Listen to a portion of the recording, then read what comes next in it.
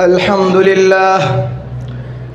لله وكفى والصلاة والسلام على سيد الرسل وخاتم الأنبياء لا نبي بعدي. أما بعد فأعوذ بالله من الشيطان الرجيم. بسم الله الرحمن الرحيم.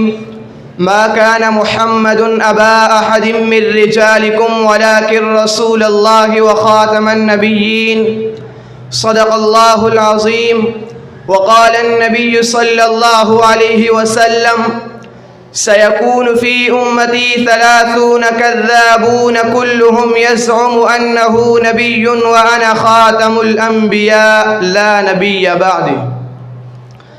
زبان و قلب سے نعرہ لگا ختم نبوت کا، زبان و قلب سے نعرہ لگا ختم نبوت کا، عقیدہ کھل کر تو اپنا بتا ختم نبوت کا. آج کے اس سالانہ تقریری مسابقے میں تشریف فرما علماء کرام، اکابرین امت، زعماء ملت اور میرے محترم اساتذہ کرام اور ہم مکتب، ہم مشرف، ہم نظر، ہم فکر طالب علم ساتھیوں، السلام علیکم ورحمۃ اللہ وبرکاتہ.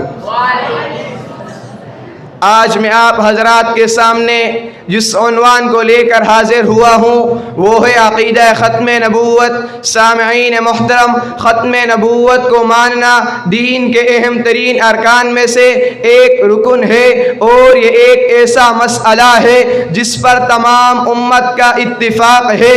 جس طرح خدا کی وحدانیت میں کسی کو شریک کرنے سے انسان کافر ہو جاتا ہے، اسی طرح محمد صلی اللہ علیہ وسلم کی نبوت میں بھی کسی کو شریک کرنے سے انسان دائرہ اسلام سے خارج ہو جاتا ہے.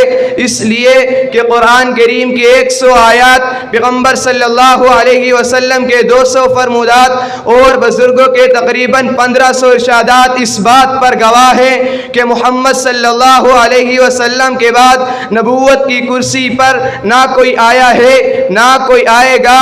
جس طرح خدا اپنی خدائی میں وحدہ لا شریک ہے، اسی طرح محمد صلی اللہ علیہ وسلم اپنی ختم نبوت میں بھی وحدہ لا شریک ہے. چنانچہ اللہ رب العزت نے قرآن کریم میں واضح اعلان فرما دیا: ما کان محمد ابا احد من رجالکم ولکن رسول اللہ وخاتم النبیین. دوسری جگہ اعلان فرمایا: الیوم اکملت لکم دینکم واتممت علیکم نعمتی ورضیت لکم الاسلام دینا.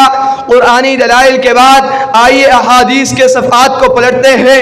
چنانچہ خاتم الانبیاء نے اپنی نبوت کے سلسلے کو اپنے اوپر ختم کرنے کے لیے 4 واضح دلائل بیان فرمائے. یا ایھا الناس ان ربکم واحد واباکم واحد ونبیکم واحد لا نبی بعدی.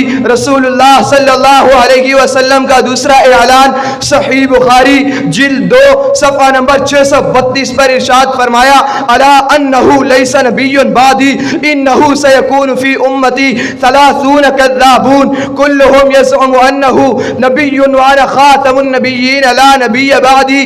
یا ایھا الناس انہ لا نبی بعدی ولا امت بعدکم.